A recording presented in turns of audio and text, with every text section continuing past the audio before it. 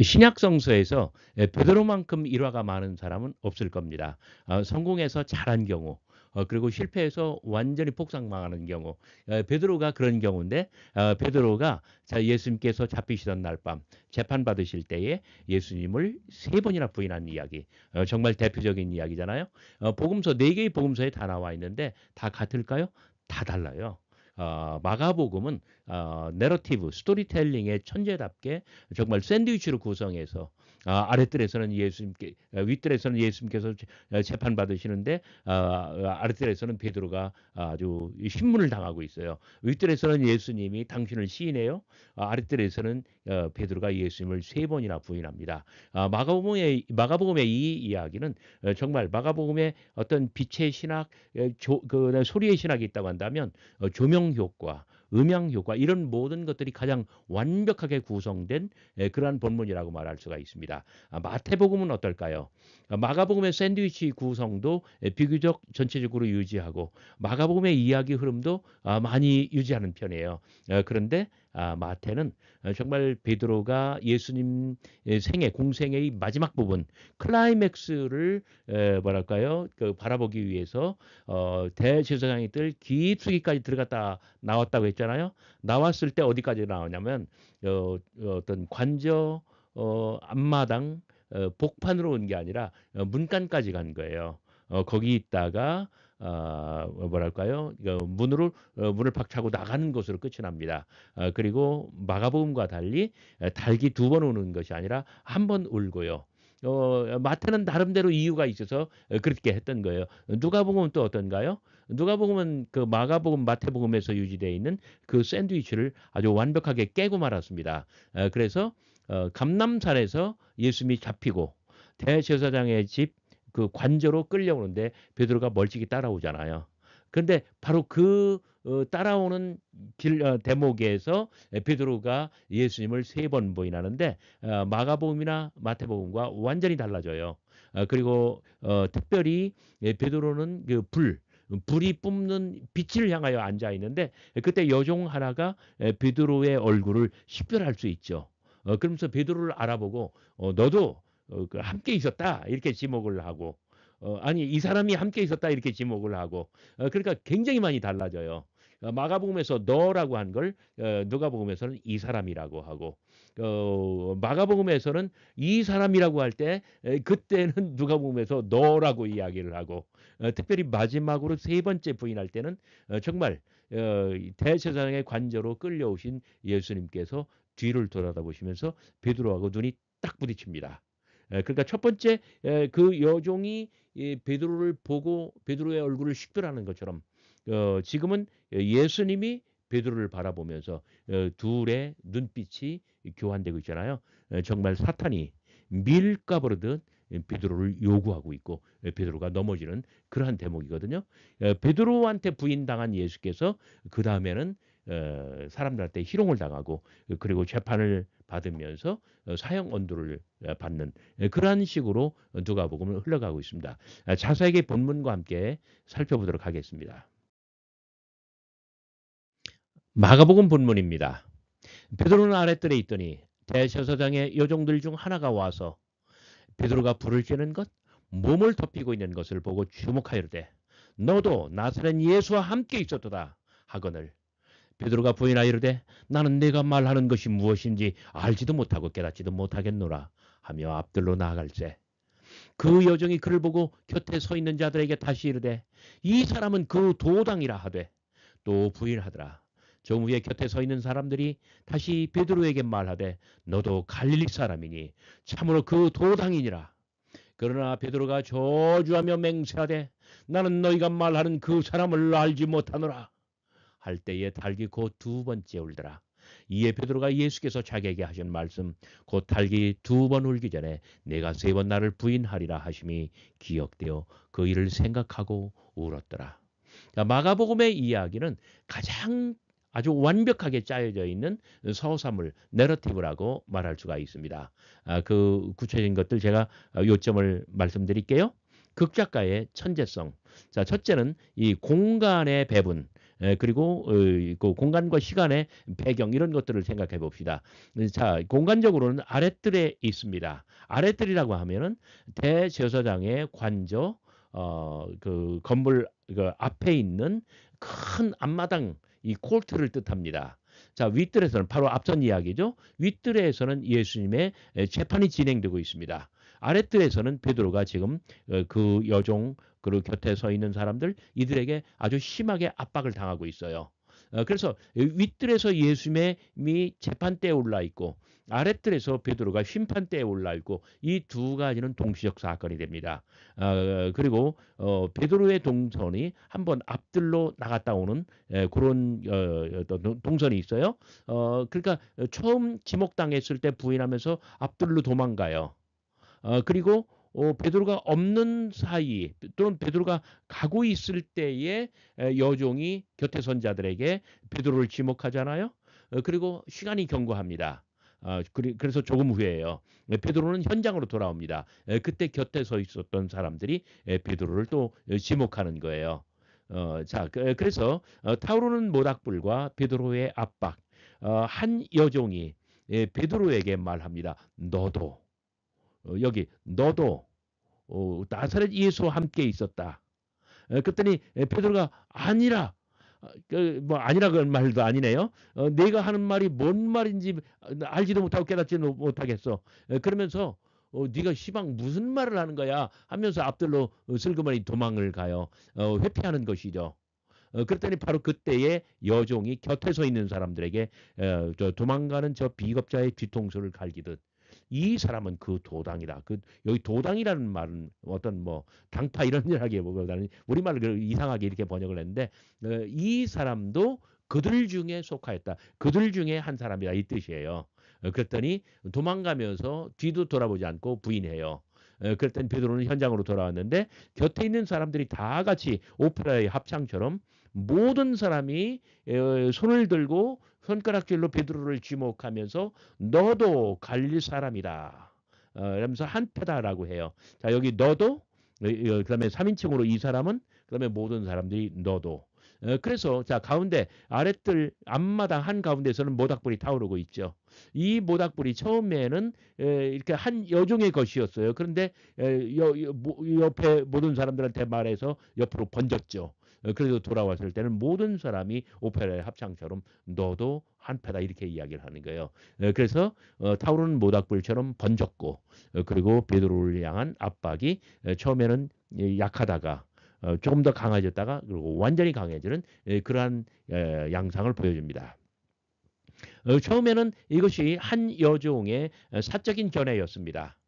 근데 사적인 견해는 모닥불처럼 번졌고 그리고 모든 사람들에게 불붙었어요. 그래서 모든 사람들이 다 베드로를 지목하는 뭐랄까요 공유된 여론으로 발전하고 있죠. 베드로의 반응도 마찬가지입니다. 처음에는 작은 촛불처럼 소극적이었어요. 나는 모른다. 그리고 도망가요. 회피하는 태도죠.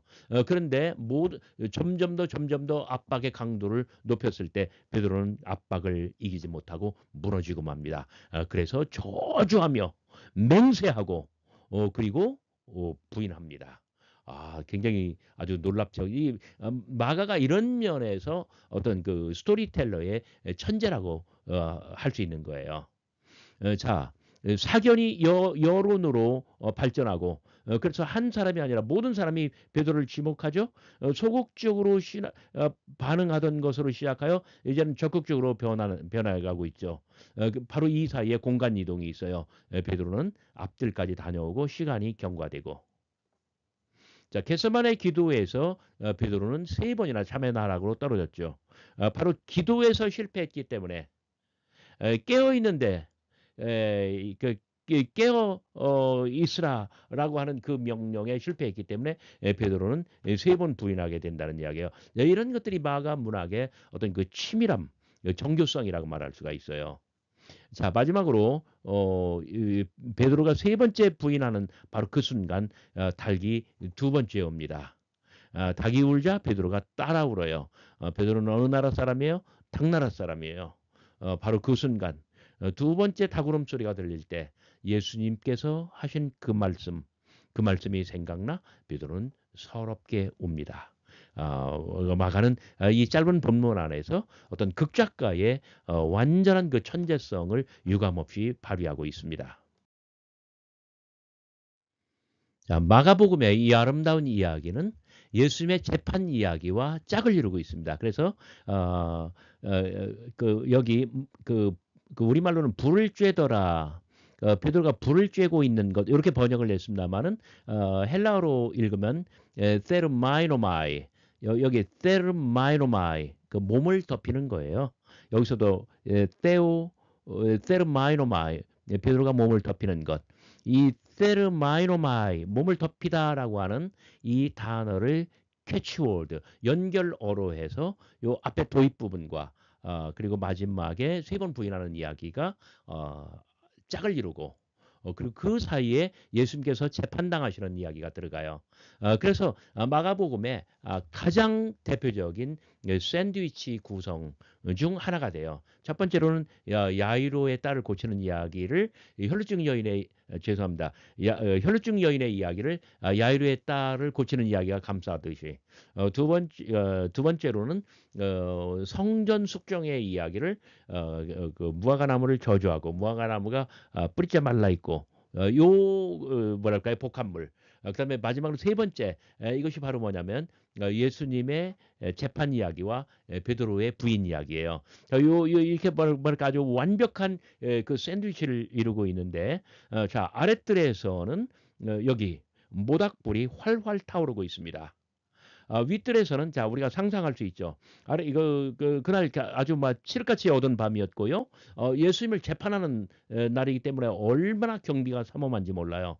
윗뜰에서는 여러 사람들이 장정들이 여기저기에 서서 회를 들고 저마다 든 회 위에서 불이 타오르고 있어요.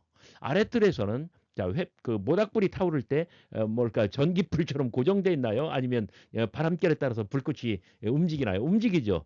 그래요. 무엇이든지 살라먹을 듯이 아주 날카롭게 불꽃이 막 사납게 흔들리면서 그 횃불에서도 마찬가지고요.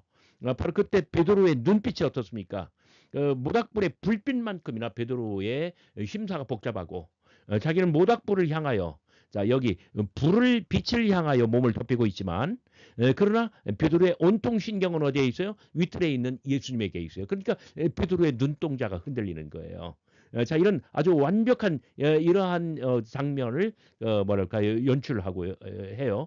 윗뜰에서는 내가 찬송받을 자의 아들 그리스도냐 아주 정말 회피할 수 없는 질문을 당했을 때 예수께서는 에고 에이미 내가 크니라 어떤 거룩한 신성의 뭐랄까요 어떤 계시 예수님께서 그 시인을 하셔요. 그런데 아랫뜰에서는 베드로가 그 3단계에 걸쳐서 점점 더 아주 지독한 이 부인을 하고 말아요. 자, 시인과 부인, 예수의 자기 시인, 베드로의 예수 부인. 이런 것들이 동시적 사건으로 이렇게 끝납니다. 그런데 두 번째 닭울음 소리를 신호로 해서 이 모든 실패의 드라마가 끝이 나면 정말 예수님의 하신 말씀이 생각나 베드로는 그만 울고 맙니다. 아주 서럽게 울고 맙니다.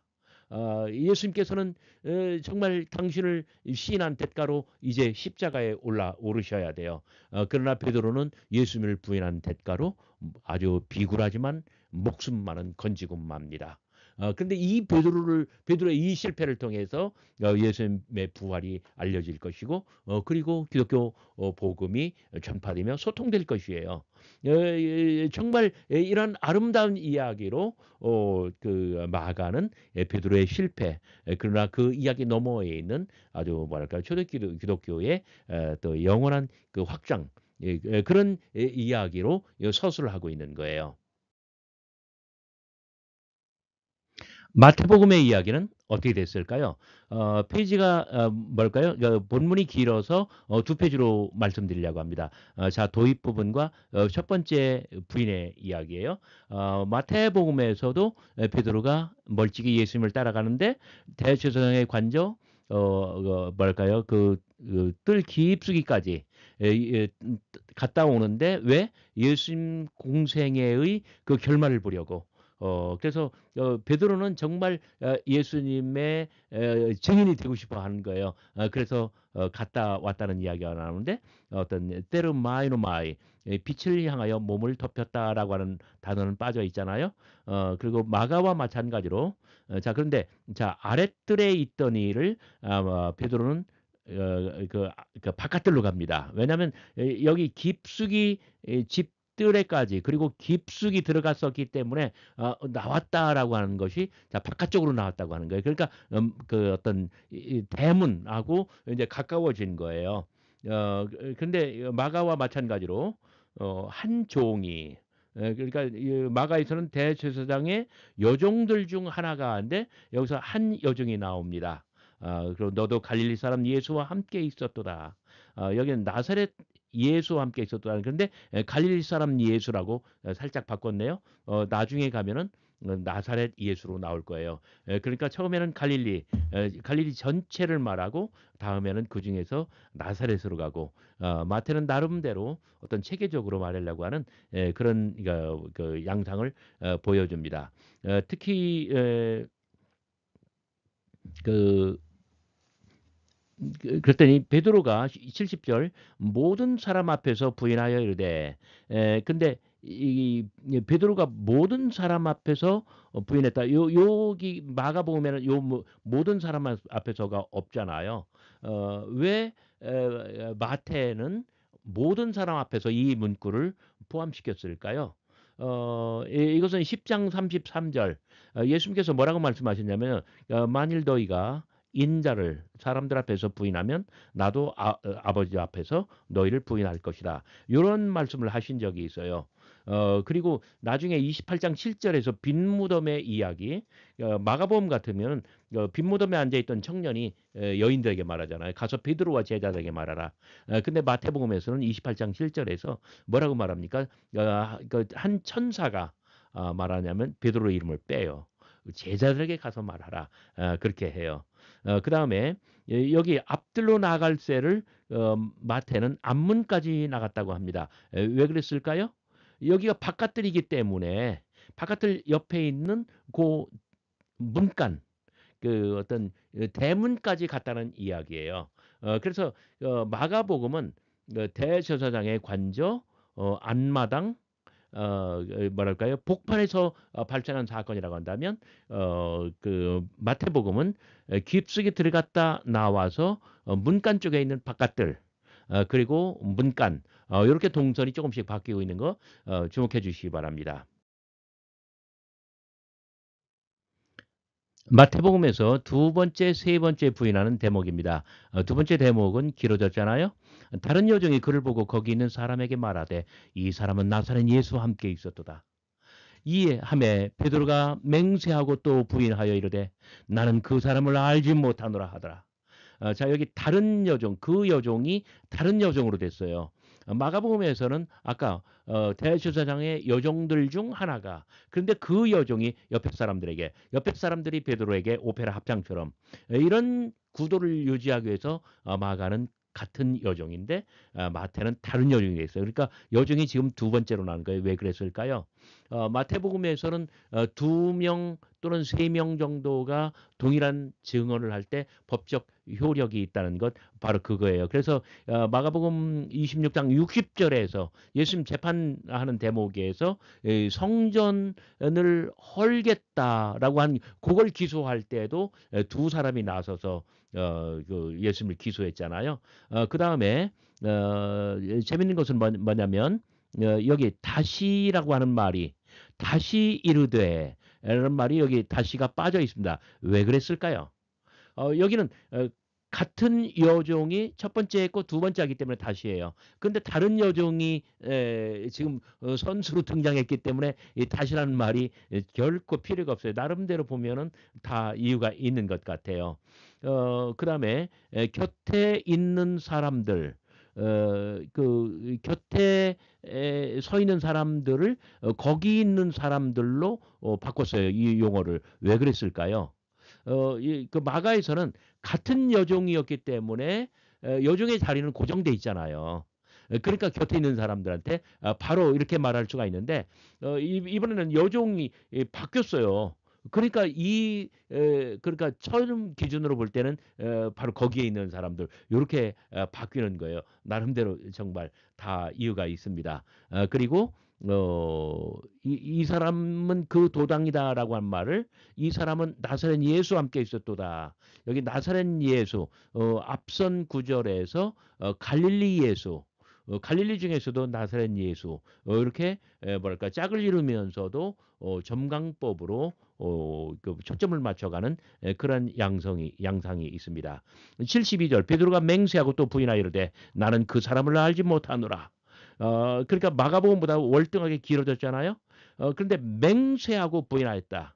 이 세 번째 부인에서도 여기 저주하며 맹세하고 부인했다. 그러니까 두 번째 부인이 이렇게 세 번째 부인만큼 강도를 높여가고 있는 거예요.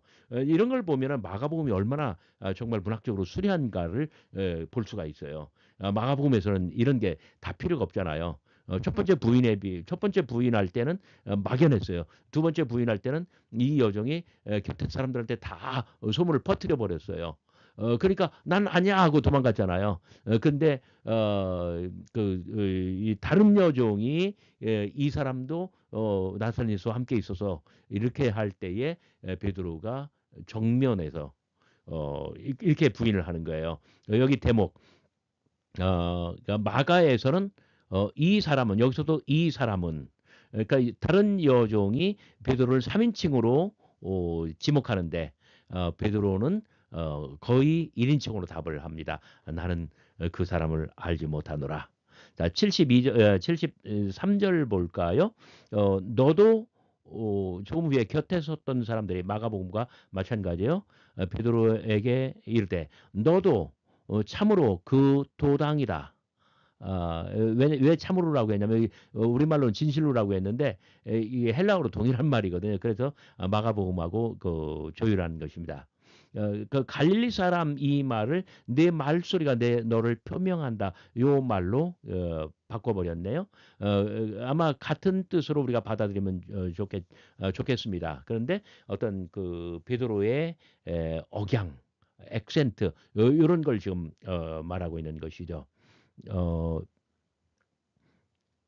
74절 그가 저주하며 맹세하여 이르되 나는 그 사람을 알지 못하노라 하더니 곧 닭이 울더라. 마가와 마찬가지로 베드로의 저주 맹세 부인이 이어집니다. 그런데 닭은 두 번째 우는 것이 아니라 첫 번째로 울었어요. 닭은 한 번 울어요. 왜 그랬을까요? 한번 제가 생각해 보니까 마가복음에서 첫 번째 울음소리는 없잖아요. 그러니까 이걸 이상하게 여겨서 그냥 한 번으로 했던 것 같아요. 근데 그 이전에 예수님께서 내가 닭 울기 전에 나를 세 번 부인하리라.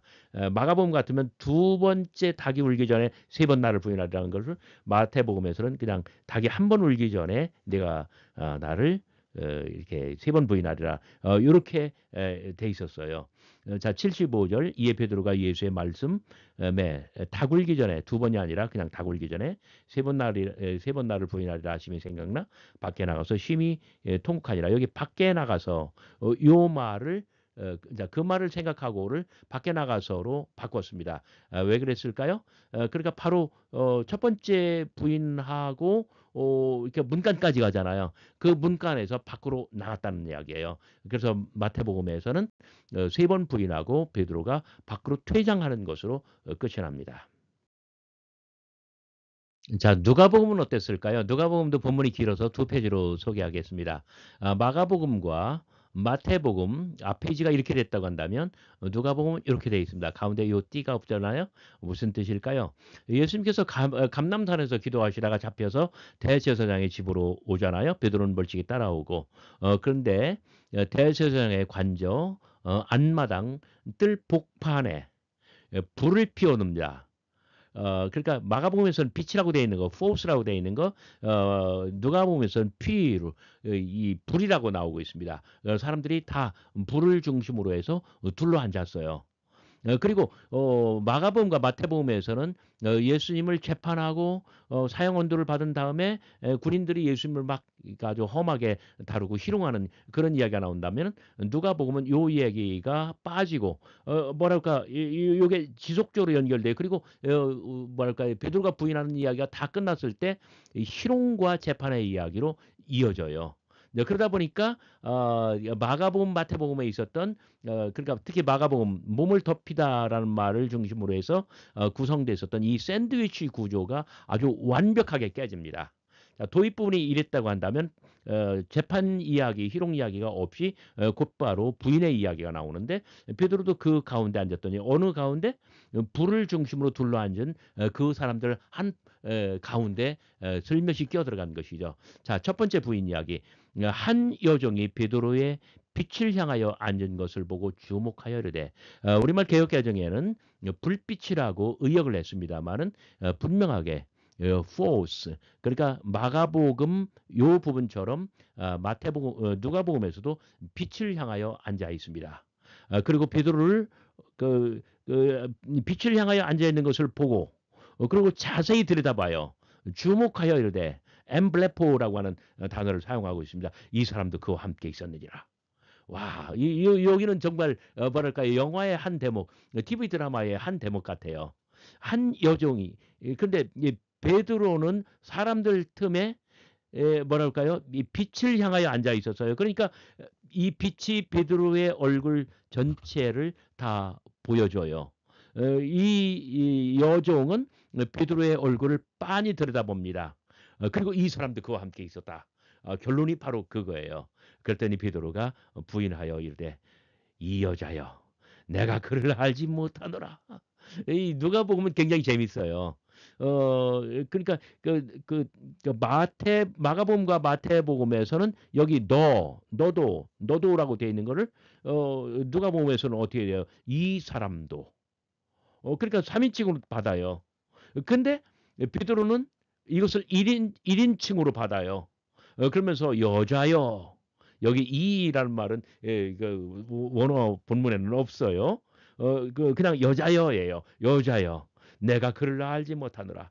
자, 이 여종이 베드로에게 직접 너도 이렇게 말한 게 아니고 사람들한테 말한 거잖아요. 근데 베드로는 이 여자를 불러 세웁니다. 그리고 직접적으로 말합니다. 여자여. 내가 그를 알지 못하노라. 다음 페이지로 가볼까요? 누가복음에서 베드로가 예수님을 두 번째, 세 번째 부인하는 대목입니다. 조금 후에 다른 사람이 보고 이르되 너도 그 도당이다 하거늘 베드로가 이르되 이 사람아 나는 아니로라. 참 재밌는 그 뭐랄까 대목이에요. 여기 조금 후에는 마가복음, 마태복음 마찬가지죠. 세 번째 부인 할 때의 그 구절이 여기로 지금 올라와 있는 거예요. 왜 그랬을까요?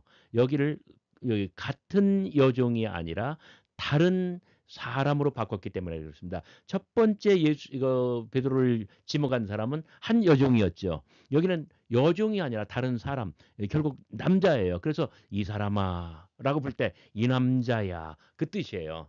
분명히 남자입니다. 그러니까 세 번째 그 뭐랄까요 베드로를 압박하는 사람도 또 다른 한 사람. 여기도 남자예요. 그러니까 그 마가에서는 어땠어요? 한 여종, 그 여종 곁에 있는 사람들. 근데 누가에서는 한 여종, 다른 남자, 또 다른 남자 이렇게 됐잖아요.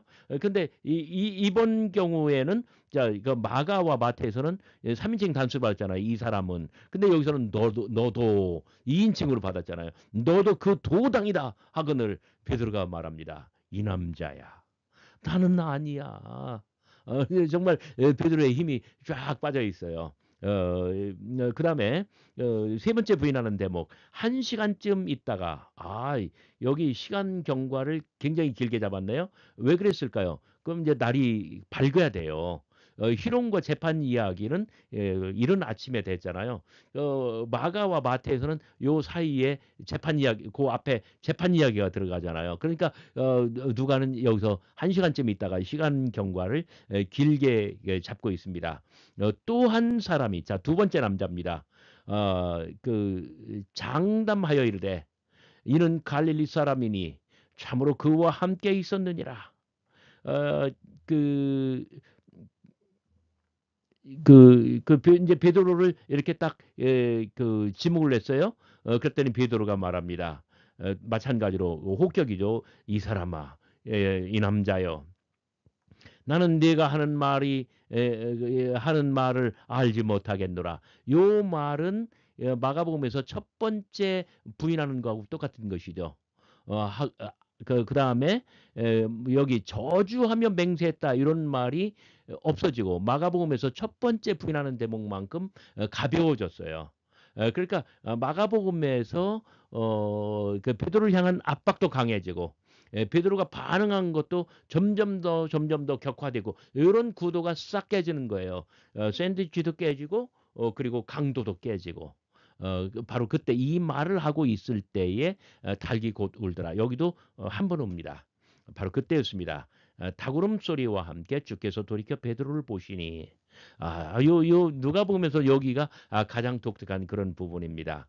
그러니까 어때요? 아까 첫 번째 여종이 불빛의 베드로의 안면을, 베드로의 얼굴을 확인했잖아요. 빤히 들여다보았잖아요. 이번에는 주께서 돌이켜 베드로를 보셨다. 여러분 감각적으로 한번 생각해 보시기 바랍니다. 마가복음과 마태복음은 예수님을 윗뜰에 세웠어요. 그리고 거기 재판대에 세웠어요. 그리고 아랫뜰과는 그 상당 부분 공간적으로는 열려 있지만, 그러나 사실적으로는 어떤 닫힌 공간처럼 위에는 위대로 아래는 아래대로예요. 근데 누가복음에서는 감람산에서 기도하다가 끌려오셨고, 그리고 예수님은 대제사장의 관저 어딘가 계시고, 그리고 그 베드로가 그 불 곁에 사람들 틈바구니에 있을 때, 그러니까 적당한 거리에서 예수님께서 베드로를 보셨다는 거예요. 두 사람의 눈빛이 마주합니다. 그때 베드로가 주의 말씀 곧 오늘 달 울기 전에 세 번 나를 부인하리라 하심이 생각나 밖으로 나가요. 마태와 마찬가지로 밖으로 나갑니다. 그리고 심히 통곡하니라. 그다음에 희롱과 재판의 이야기가 나와요. 누가복음의 이야기는 굉장히 아주 독특합니다. 자, 세 번째 부인하는 것이 강도가 낮아졌다. 그런데 세 번째 부인할 때 닭이 울었다. 동시에 예수님께서 베드로를 바라보셨다. 그리고 여인이 베드로의 얼굴을 빤히 들여다보듯 예수님께서도 베드로를 이렇게 말해요. 자, 그 누가복음에만 나온 거예요. 31절, 사탄이 밀가부르듯 하려고 너희를 요구한다. 지금 베드로가 그렇게 흔들리고 있는 거예요. 그리고 예수님과 베드로가 시선이 마주치는 것을 계기로 해서 베드로는 다시금 회복될 것이고, 그리고 역사에 남을 가장 위대한 사도로 거듭날 것입니다. 여러분 끝까지 잘 들어주셔서 대단히 감사합니다.